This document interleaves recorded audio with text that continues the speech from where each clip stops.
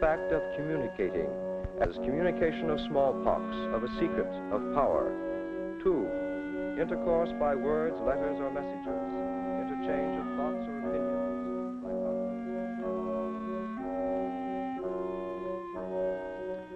In the broadest aspects of communication, much work has recently been done to clarify theories and make them workable.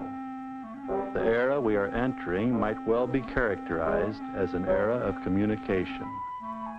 This film will touch in the most elementary way some aspects of the subject that are of daily concern to all of us. Here is Claude Shannon's diagram by which almost any communication process can be schematically represented. The information source selects the desired message out of a set of possible messages. The transmitter changes the message into the signal, which is sent over the communications channel to the receiver, where it is decoded back into the message and delivered to the destination. Every such system contains noise. Noise is a term used in the communications field to designate any outside force which acts on the transmitted signal to vary it from the original. In this usage, noise does not necessarily mean sound. Reading is a form of communication where the word is the signal, the printed page the transmitter, light the channel, the eye the receiver. Here sound can act as noise and interfere with the message. But in some situations, like reading on a train where the sound level is normally high, it is not the sound that interferes with the communication process as much as the motion and the unpredictable quality of the light source. Quality of light and motion then becomes noise. In radio, noise could be static. In television, noise is often the distortion of the picture through transmitting or receiving. In a typewritten message, the noise source could be in the quality of the ribbon or the keys, and we are all familiar with the carbon copies that keep getting progressively worse. If anything acts on the signal so as to vary it in an unpredictable and undesirable way in the communication system, it is noise. We can consider telegraphy in terms of this same diagram. We will use a New York stockbroker's office as the information source and a Los Angeles stockbroker's office as the destination. There may exist at the information source just two possible messages, buy or sell. From these two, the message sell is selected, then coded to the telegraphic key transmitter and sent over the channel in electrical impulse signals, decoded by the receiver back into the message sell, and delivered to the destination. Noise, of course, is there, this time acting electrically. It could distort the signal in such a way as to change sell into self. But as there are only two possible messages, buy and sell, there is sufficient redundancy in the spelling of the words that even if it did read self, the information would still be clear. Naturally, this example has nothing to do with the stockbroker's office of today. Because of all organized communication, market information is perhaps the most efficiently handled. The New York information enters a signal channel in this form and is automatically decoded in Los Angeles in this form. But even here, we find redundancy counteracting noise. The English language is about 1/2 redundant. This extra framework helps prevent distortion of the message in the written language or in the spoken language. In speech, the brain is usually the information source. From it, the message is selected. The message is a thought, not the words. The vocal mechanism codes the words into vibrations and transmits them as sound across the communications channel, which is, of course, the air. The sound of the word is the signal. The ear picks up the signal and with the associated eighth nerve decodes the signal and delivers the message to the destination. This time, noise could originate in the transmitter or in sound vibrations that disturb the channel. Or it could be a nervous condition on the part of the receiver, and it could change the message from I love you to I hate you. How do you combat it? One way is through redundancy. I love you, I love you, I love you, I love you. Another is increasing the power of the transmitter.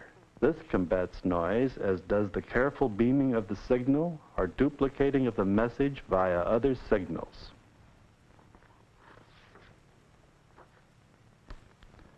Now let's consider amount of information communicated. The message cell contained 1 bit or unit of information because it was a choice of 2 possible messages, buy or sell. A choice of 2 gives 1 bit of information. This is the amount of information that one on-off circuit can handle at one time. It can be on or off. 2 bits of information is the amount 2 circuits can handle. There is a choice of 4 possible conditions: on-off, off-on, on-on, or off-off. 3 circuits can handle 3 bits, or a choice of 8 possibilities. 4 circuits, 4 bits, or 16 possibilities. 5 bits, 32 possibilities. 6 bits, 64. Amount of information increases as the logarithm of the number of choices. The message I love you to communicate information must also be a choice of other messages, because if the information source were so loaded with feelings of love as to be incapable of any other thought, then surely by the time the words I love you were spoken, no information was communicated at all. No information, yet previous experiences could make those 3 words convey great meaning. Source, message, transmitter, channel, message, destination. You could imagine the message being music and the transmitted signal being tone, or it could be applied equally well to writing or to smoke signals or to hand signals. But let's take painting as another example of a signal transmitting a coded message. Information source, mind and experience of painter. Message, his concept of a particular painting. Transmitter, his talent and technique. Signal, the painting itself. Receiver, all the eyes and nervous systems and previous conditionings of those who see the painting. Destination, their minds, their emotions, their experience. Now in this case, the noise that tends to disrupt the signal can take many forms. It can be the quality of the light, or the color of the light, or the prejudices of the viewer, or the idiosyncrasies of the painter. But besides noise, there are other factors which can keep the information from reaching its destination intact. The background and conditioning of the receiving apparatus may so differ from that of the transmitter that it may be impossible for the receiver to pick up the signals without distortion. In any communication system, the receiver must be able to decode something of what the transmitter coded, or no information gets to the destination at all. If you speak Chinese to me, I must know Chinese to understand your words. But even without knowing the Chinese language, I can understand much of your feelings through other codes we have in common. There are systems of communication where there is no redundancy and no duplication of the message. Here, knowledge of the code is essential. In planning 1 if by land, 2 if by sea, the fellow on the opposite shore simply had to know the code. But there are also many examples of times when the message has been conceived and the signal sent long in advance of understanding or acceptance of the code employed. In the case of Galileo or Socrates, it did not in time matter that the receivers of their time were not tuned to receive their signal. The ultimate transmission of such a message represents communication of a very complex order. Other high-level communication occurs in very different areas. A wave breaking on a beach brings a world of information about events far out at sea. It can tell of winds and storms, the distance and the intensity. It can locate reefs and islands and many things, if you know the code.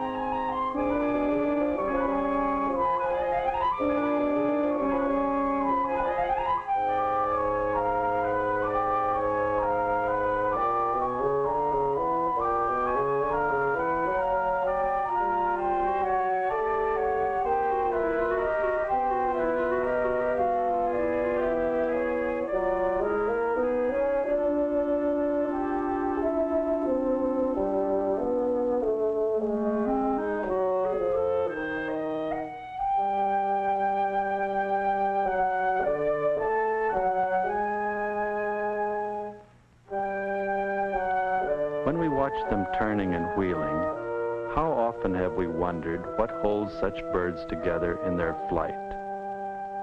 Communication is that which links any organism together. It is communication that keeps a society together. And though these people seem unaware of each other's existence, neither looking nor speaking, one group meets and filters through the other, with hardly two individuals coming in contact. So constant is the flow of information, and so complex the web of communication that keeps them apart and holds them together. The symbol, the abstracting of an idea, communication at once anonymous and personal. Personal because of the countless individuals that created its form, each one who in his turn added something good or who took something bad away. Anonymous because of the numbers of individuals involved and because of their consistent attitude. These are examples of communication of an idea through symbols, but there can also be communication through symbols to an idea, as in the burnt offering or in the flame of the candle.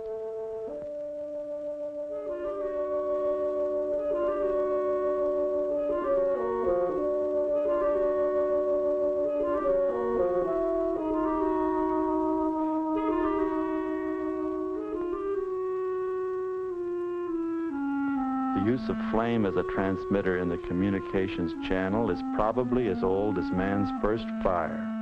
It stands for all the wonder and mystery of forces beyond man's knowledge. The star warning flags are part of a long evolutionary tradition of signals, but their beginnings were probably in basic reactions to color and form, basic enough to make their communications carry beyond the barriers of language and custom.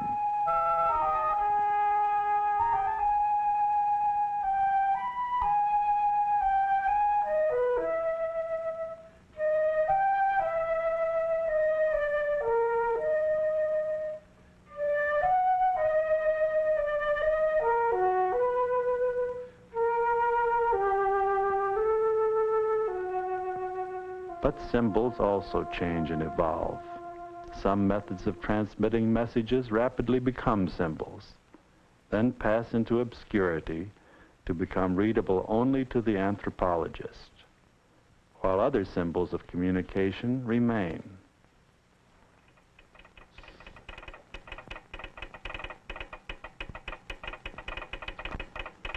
The message being transmitted here may be unlimited in the range and the subtlety of its ideas. Yet the method and the signal are such that they must be fed to the transmitter in a series of positive decisions. The system calls for the key to be either up or down. The code calls for a dot or a dash. The current flows, it ceases to flow, it flows. It is black or white. It is stop or go. On or off, one or none, go or no go, are black or white, as in this small area from a halftone reproduction in a magazine. The press that printed it is capable of printing but one color of ink at a time, in this case black ink on white paper. In order to transmit the image, it had to be broken down to many points of decision, black or white. We know that such a limitation is not at all restricting if enough decisions are made. In this case, 500,000 decided points give fair rendition. 1,000,000 would be better. Conventional printing of color is no different except that with the added factor of color, 4 times the number of decisions had to be made. One set in yellow, one in red, in blue, and in black. Whenever added factors in a problem are recognized, the number of decisions necessary for the solution grows by large leaps. As theories and equipment and men develop, it becomes apparent that one sure way of handling multiple factors is to build a system that can handle each decision in its time. Men have long known the theory on which complex problems of many factors can be solved, but the number of decisions, the calculations necessary were prodigious, and not until the recent development of the electronic calculator could these areas be touched. The problem became one of communication between man and machine, between machine and machine, between machine and man. The chords are punched or not punched. Light passes or stops. And by this binary system, information is fed the machine. In a moment, we will hear sounds which are an actual product of a huge calculator. The frequencies are made audible to check its functioning and, in a way, feel its pulse. Here it is.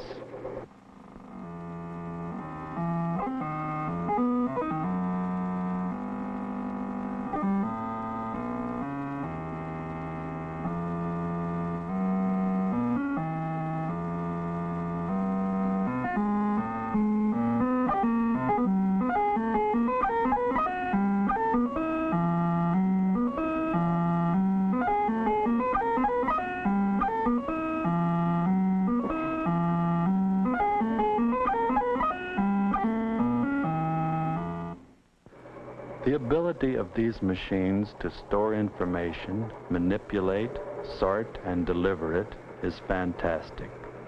And with their complex feedback systems, their memories, their almost human reactions to situations, it is understandable that they are popularly referred to as brains. The greatest fallacy in the comparison is one of degree. The decisions made by the machines are comparable in number to 500,000 in this halftone. But far greater is the number of stops and goes performed by the human nervous system in order to complete the simplest act. So great that if each decision were represented by a small halftone dot, the total area of dots would cover several earths. Such is the magnitude we reach when a number like 500,000 is raised to the 4th power. As flowing as the human movements may seem, they are actually the product of these countless yes-no decisions communicated with great speed to and from all parts of the body. The channel is the nervous system. Each nerve is made up of hundreds of fibers. The decision is the impulse of a single nerve fiber, an all-out event, a trigger process, which is set off like an explosion when the stimulus exceeds the ignition point. The dot in the halftone, the hole in the tape. Each is a separate fire, no-fire signal, but together they add up to a smooth, sometimes incredibly complex action that often seems more vague than decisive. Yet many things which we accept as undecided vagaries would be, if we could bring our focus in sharp, decisive individual units. It is the responsibility of selecting and relating parts that makes possible a whole which itself has unity. The line on which each color breaks, and the point at which each dot that makes up this painting is placed, affects the whole canvas. The communication of the total message contains the responsibility of innumerable decisions made again and again, always checking with the total concept through a constant feedback system.